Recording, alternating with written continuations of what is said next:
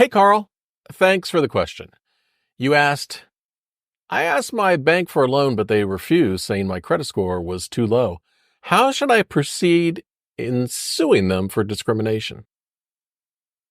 Before we dive in, hey, first off, welcome to Old Guy Insights. I'm Steve, and every video on this channel is a personal chat with me, someone who genuinely cares about helping you make the best choices.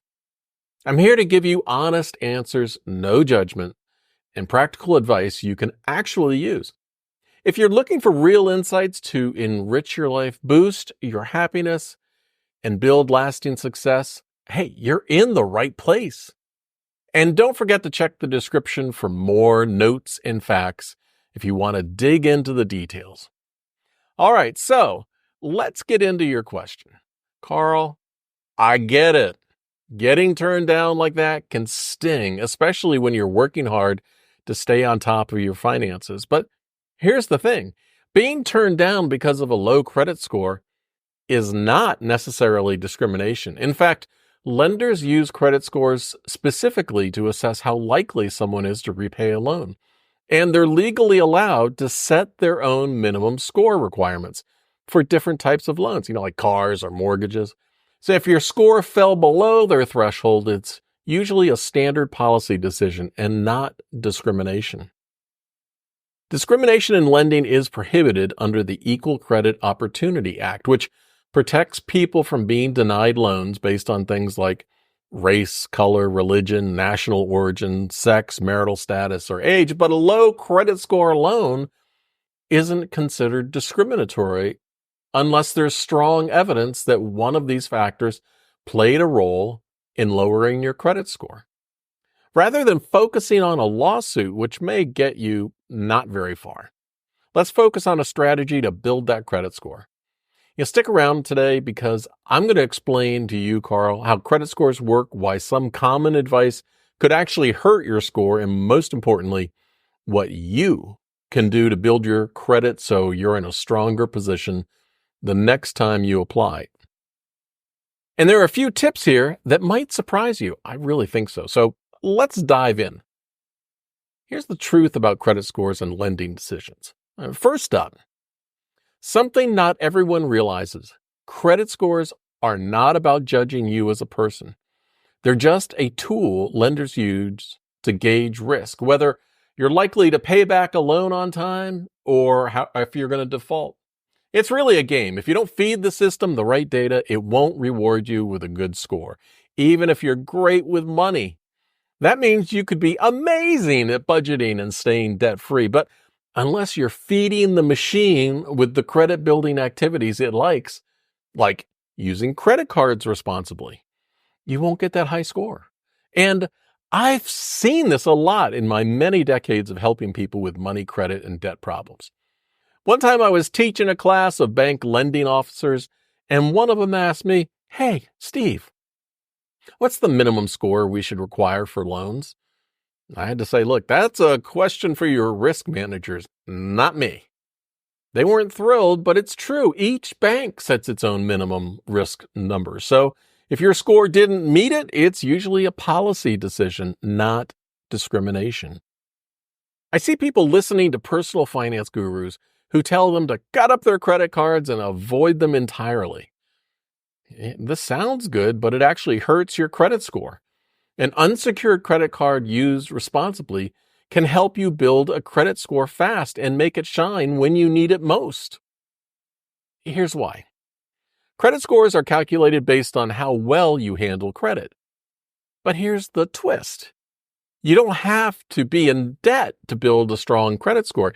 You can use a credit card for regular purchases you'd make anyway, like, gas, groceries, eating out, and then pay it off each month in full.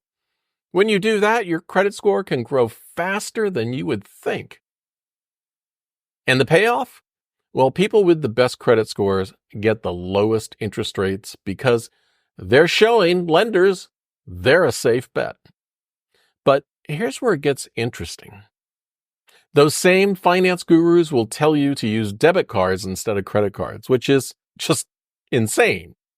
Debit cards don't build credit. They give you less consumer protection and they rarely come with the same kind of perks as credit cards, like cashback and rewards and those kinds of things that you can use. I've actually got a whole video breaking down why credit cards are better than debit cards for building credit. I'm going to link that at the end of this video, Carl, so you can check it out if you want to dig deeper. Hey, Carl, this isn't really a full-on credit boosting video, since there's a lot more that you can do to improve your score over time. But I did want to answer your question with a few solid steps that can make an impact quickly. Here are some extra moves that you can try. You could request a credit limit increase on your cards. If you can increase your credit limit without adding more debt, this will lower your credit utilization ratio and help boost your credit score. Just keep in mind that some credit card companies do a hard inquiry when you request a limit increase, so there may be a small temporary dip before your score rises again once the new limit is reported. You could use something like Experian Boost. It's a free tool that allows you to add things like utility and phone payments to your credit report, and that can improve your score by including positive payment data that usually doesn't show up. It's especially helpful if you're building credit from scratch. You can diversify your credit mix. Lenders like to see a variety of credit types such as credit cards, installment loans, car loans, mortgages. Adding a new credit type like a secured card or a small loan can positively impact your score by showing you can handle different forms of debt responsibly. Just be cautious and avoid taking on debt you don't need. And here's one last tip. It's important to review all three of your major credit reporting agencies, Experian, Equifax, and TransUnion, because you never know which credit bureau your lender will use to make their decision. This way, you're covered, and you'll catch any discrepancies that might be affecting your score negatively. They can be reported differently on each different report. You have to check them all. When combined with regular on-time payments and low balances, these steps I've just given you can help you reach your credit goals even faster. So let me wrap this up. Carl, remember, building a strong credit score isn't about whether you're good or bad with money.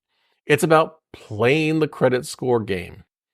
And with just a few targeted moves, you'll be in a much stronger spot the next time you apply for a loan.